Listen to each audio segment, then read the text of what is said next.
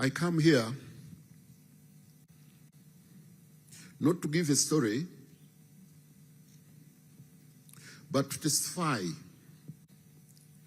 And the centrality of it all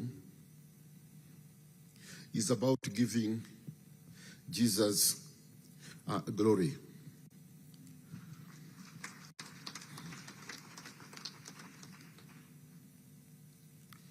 Forgiveness and reconciliation. But the theme is said the power of forgiveness and reconciliation. And there would be no better candidate to testify today other than yours faithfully, Chris Rwakasisi.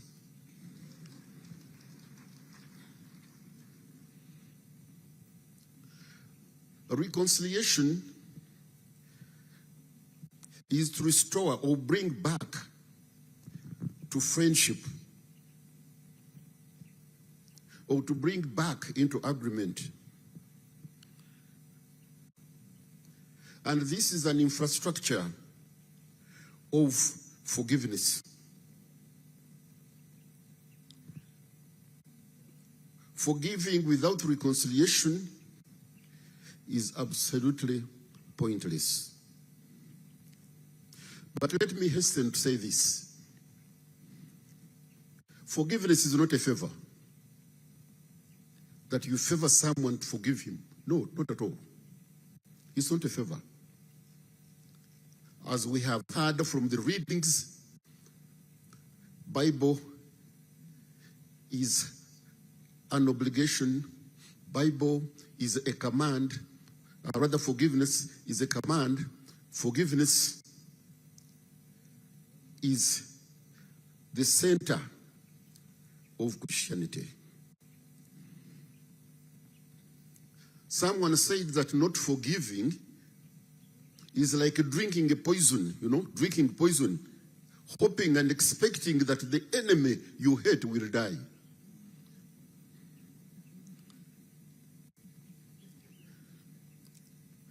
It is a terrible thing not to forgive.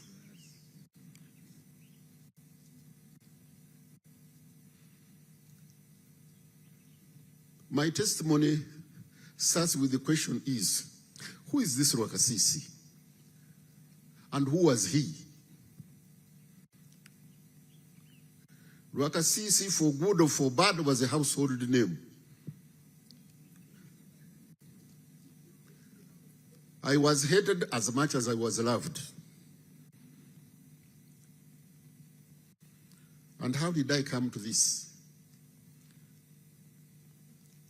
It all started after elections of 1980. President Milton Obote had gone around with me throughout Uganda telling each and everyone who wanted to listen that I was to be his prime minister. Yeah. But then after elections, he sent a Tanzania People's Defense Force helicopter to collect me from my home, from Kabohe. And I came here, State House, and found him in the office. He told me, said, I had promised you to be Prime Minister, but now Paulo Mwanga is campaigning for his friend Otemale Madi. So what do I do? I said, no, you do whatever you want. So he pulled out the list of the ministries that he had lined up and asked me to pick up one which I wanted. I said, no, I was not going to do that. He said, well, I want you to be in my office, but if I say that you are a minister without portfolio, Baganda would say, Minister Taina Murimu.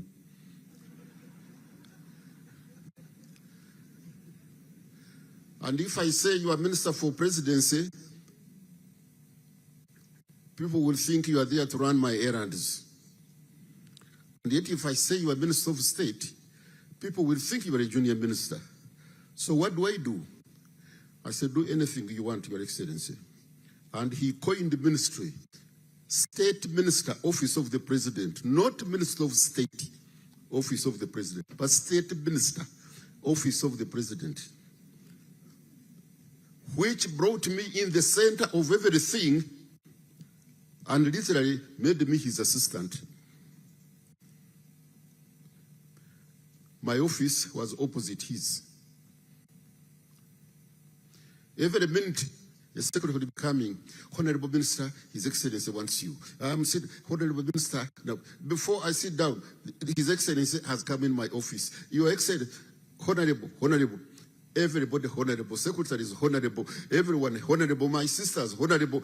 I forgot that my name was Rwakasisi. I thought I was honorable.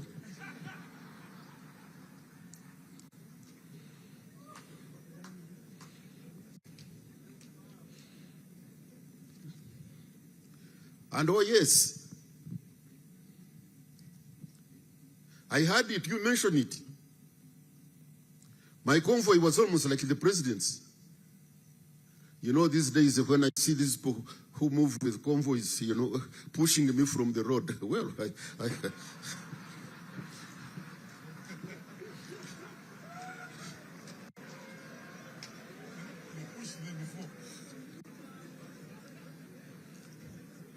you know,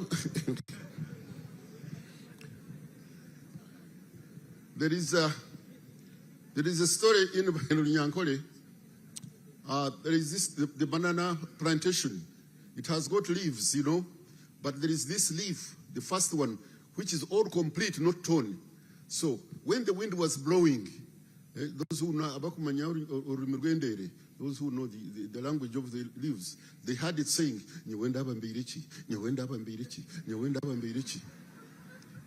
but then there was this akashansha, you know, the dry one which was just down. Said, you know.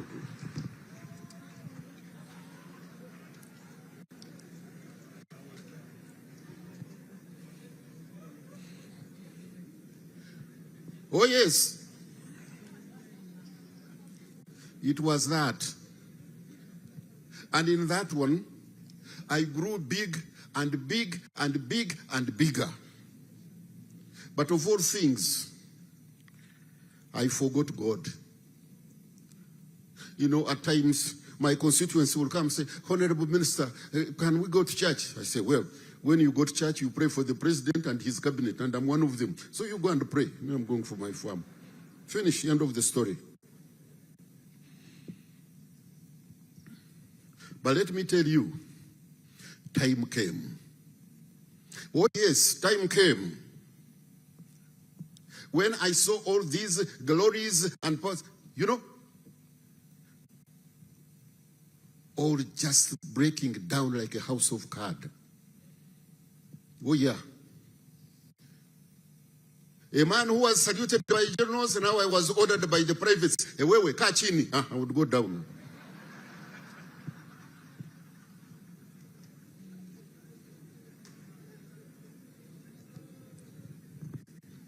Yeah.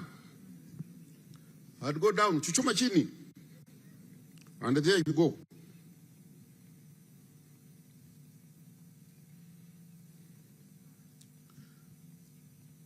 Let me tell you, these people were in the bush, and I faithfully hunted them down.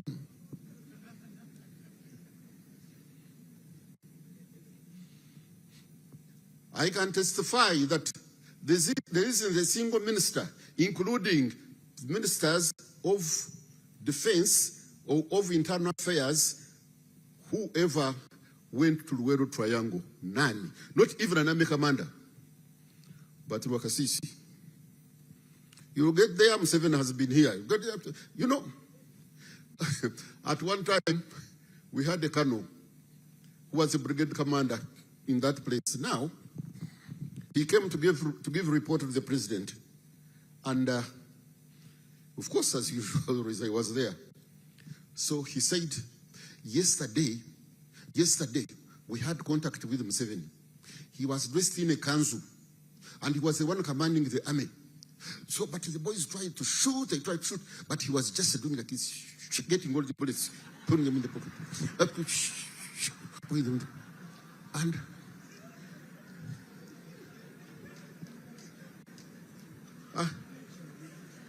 And I looked at the colonel. I mean, so the president just looked at him, and then from there he stood up and said, Naomba kuendelea. The president said, you go ahead. He went out. I told the president, I said, if I was the president, this man would leave this room private. Sometimes Museveni would be a pussycat, sometimes he would be a rat, at times he would be everything. But anyway, the short of it is that, yes, I looked for them. Even when they crossed to the west to Wenzori, I think I was late about 10 minutes when they crossed at Kasunga Nyanja. I had already arrived there. But when I reached Rubona, I put on field glasses and just looked at the shoulders of the mountain, and I saw them. They had, they were cooking and all that. Fine. I went to Fort Potro. I addressed already. From there, I took Chenjojo Road. The brigade commander I had, he dared to come back through Rwakasisi. And did he survive? He didn't. The story is very long. I've told you that here was arrested with all honors and glories running down. But it's not NRM which arrested me. I was arrested by our own army. But of course, when NRM came and found me in the prison, I was just a prize for them.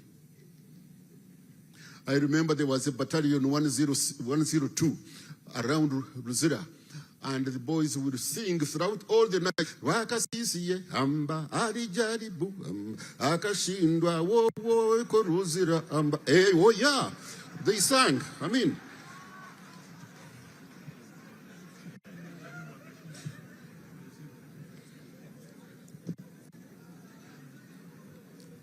they sang through the night. At the end of it all, Rwakasisi was taken to court and charged with kidnap. I first was charged by that I either killed a woman called Nachejo in Kampala, but then that could not hold. Then they came up with the kidnap. Now, when we were in the court, they brought witnesses, of course, we had never seen.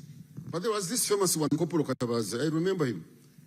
He came and he told the judge, Onajua afande, huyo afande yangu alituma mimi tukwenda Mbarara leta gorila yangu, na mimi nikapiga saluti nikasema ndio afande. And I saw the judge, nodding with his wig, said, yes, this is a very honest witness. I said, honestly. Rwakasisi talked to a corporal. Of all soldiers, they sent a corporal. But the judge said, yes, this is a truthful witness. Cutting the long story short, time came after 6 months of trial, and the judge had to give his judgment. So the judgment started at 10 o'clock in the morning, and he read through his judgment until 8:30 in the night. At 8:30, he removed his white wig and put on a black hood. He knocked the table, said, I'm going to pronounce a death sentence.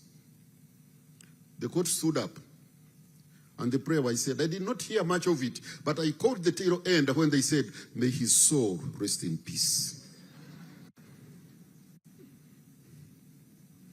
And that was the end. I was taken to Luzera. Now, from the Boma to condemn section on the death roll. And I was a very, very bitter man. Very bitter. I hated two beings.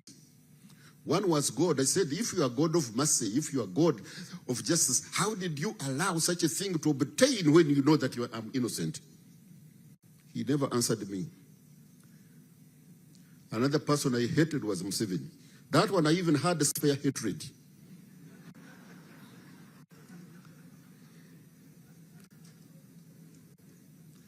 We had known each other in our youth. When he came from Dar es Salaam, he was brought in my office. You know, I was his boss. So don't you worry.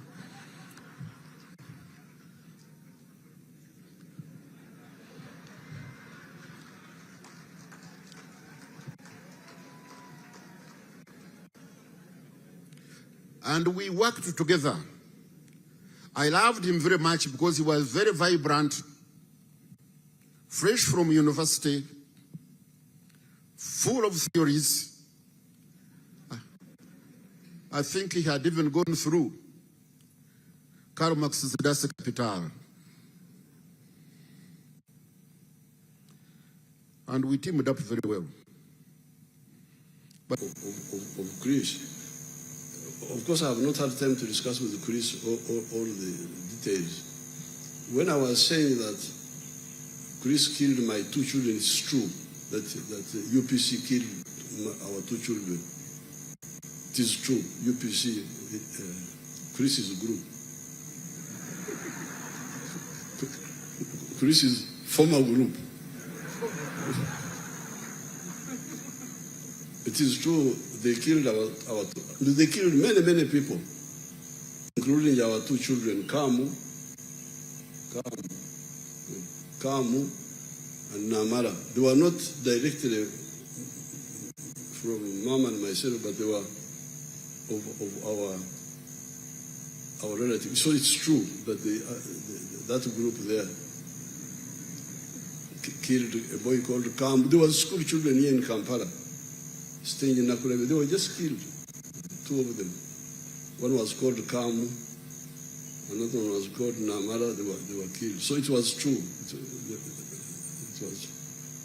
But when it came to the case of Chris, and this is where I would also want to share testimony. He left out a step in his message which you should put in. And this was when you are condemned to go where he was, isolation, waiting to be hanged. There is another step which he did not mention. There is a committee called the Prerogative of Mercy Committee. This is a committee of some prominent lawyers who studied the case again and advised the president.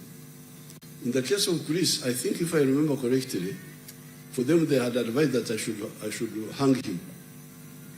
Chibita, do you remember that? Come and tell us, Chibita, Judge. Because Chibita was my legal secretary. What had the Committee of Mercy advised?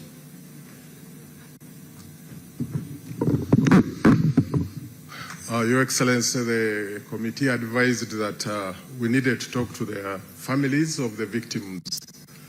And we went to Mbarara and met... Oh, that's what they advised? Yeah, that we talk to the families and see what they say.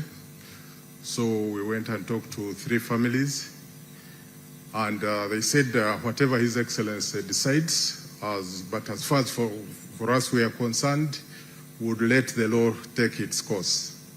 And that's what we came and advised Your Excellency. Mm-hmm. Mm-hmm. So, when but I remember, when I got those documents, I don't remember which type, regarding Greece. There was still the old state house here, a small state house here, and I had the small office on the other side. I went there and prayed.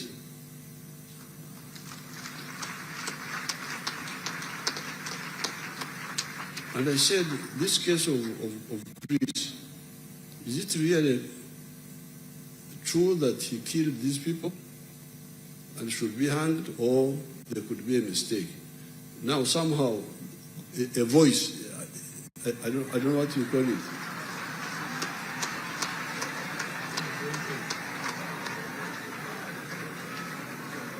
Some, my Barokle people call it a voice, but it was like a feeling inside me But I think that's what you call voice. Told me that it's not correct. Don't sign that instrument, whatever it was, whether it was the death sentence or whatever. So don't sign it.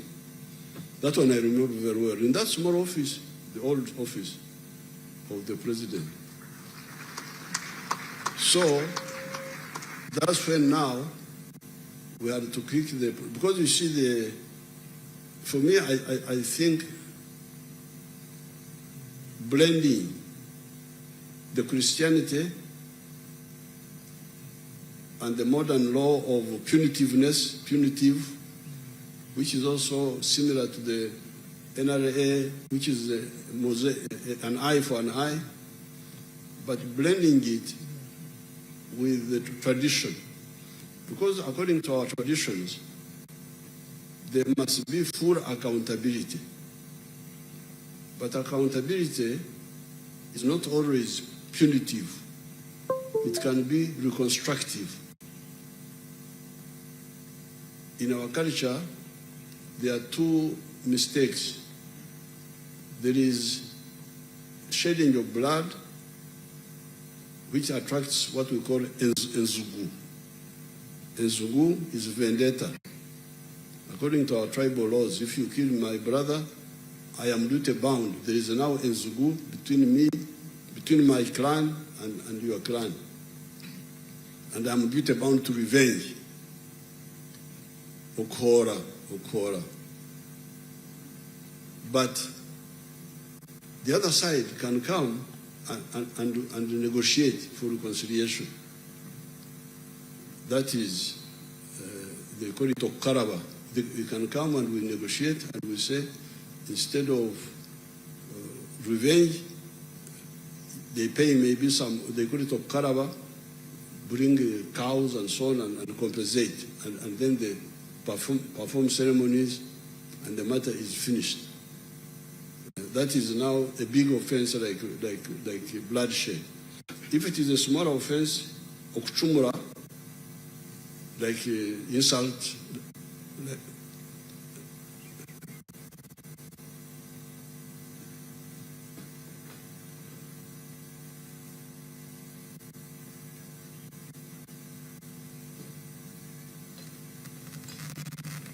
like insult, like what Bishop Masinde was saying, our solution is, that is called okchumra. It is not Enzugu, but it is okchumra.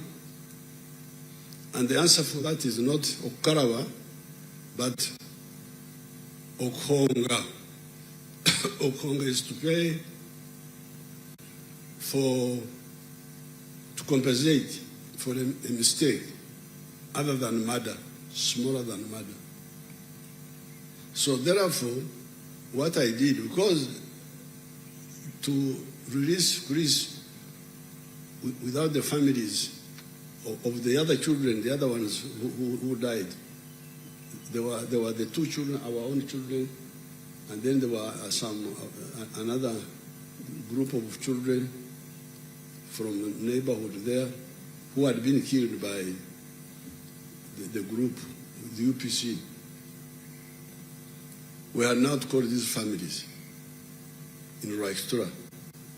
They didn't agree. I don't think they agreed. They agreed, but they said, as Chibita said, if I decide, they would accept. But for them, they wanted the law of Moses. So that's how what I see there. I remember going to that office and praying. How do I handle the issue of Greece? Now, I didn't even know, because later on when I met him, he told me his version, which he told you here, that it was a false evidence. Yes, the UPC was killing people, but not necessarily Chris Rwakasisi as a person. But you can see that in this case, they brought a corporal who reasonably could that it was like staged witnesses, not the truth. So, but I think in all this, me, what I have seen in the last 65 years, when I have been involved for most of the time, very actively since 1971, what you should avoid is avoid evil, whatever you are doing. Don't plan evil, don't do evil. And like my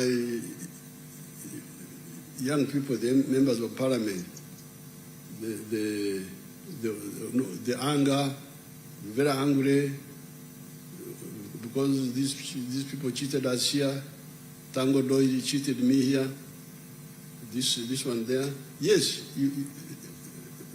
because between us and the UPC group, we were feeling a lot of unfairness because we had been fighting Yamin for 8 years.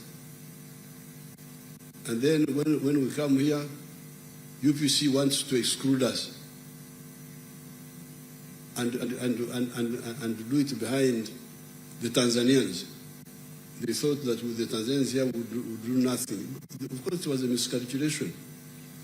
And that's why, so we were very angry with them. Very angry with Moshi.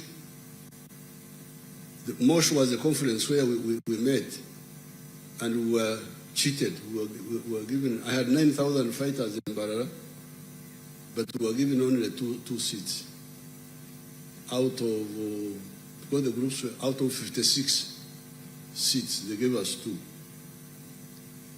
For the NRC, the National, for the NCC, National Consultative Council,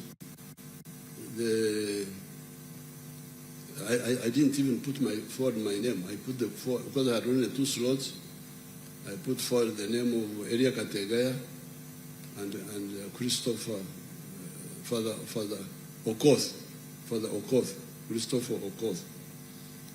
So we had grievances in Moshi, grievances in, but also UPC had their own grievances because Obote had also been excluded, Obote as a person.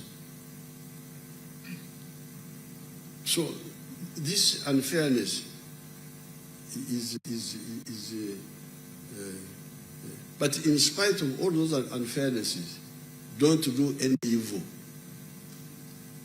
You just keep doing the right thing, because I can see that God really has been on our side, because I don't know why, but I partly think it could be because of that, because we avoid evil. Whether we are angry, whether we are what, we had the power to assassinate people, to kill people, but we never used it. Never used it. Assassinate people, do this, poison. No, we rejected that. Our fight was open fight. And avoiding all dirty ways of fighting. But what I see in the world, some of the people think that all methods are permissible as long as you are fighting. That's not correct. So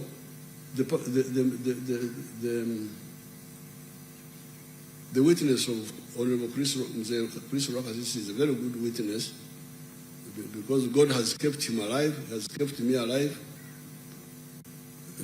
so that we give you these stories.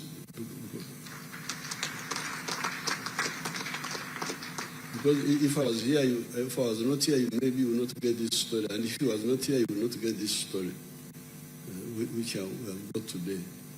So therefore, in summary, what, especially you, the politicians, even if they cheat you, if you are doing right things, God will come to your aid at the right time.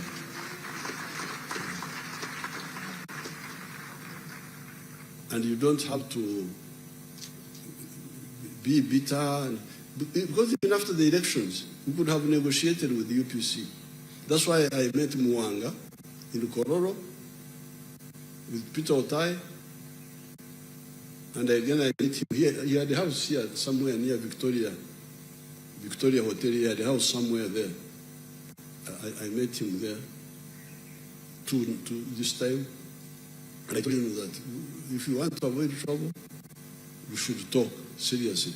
But they were not interested. So please, when you are, what Bishop Masinde is telling you, whatever is happening, look for the good things, if they are there, about your country, and talk about those also. Even if you are rejecting some things, but there must be some good things that you can talk about. And if, like in the UPC had agreed that time, we would have talked, we would have found a solution, but they didn't agree. We had also talked with the DP, but the DP also had their own plan to use religion to do what.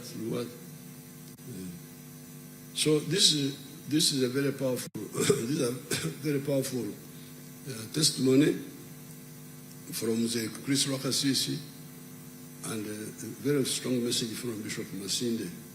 I'm very happy that we are all here to listen to the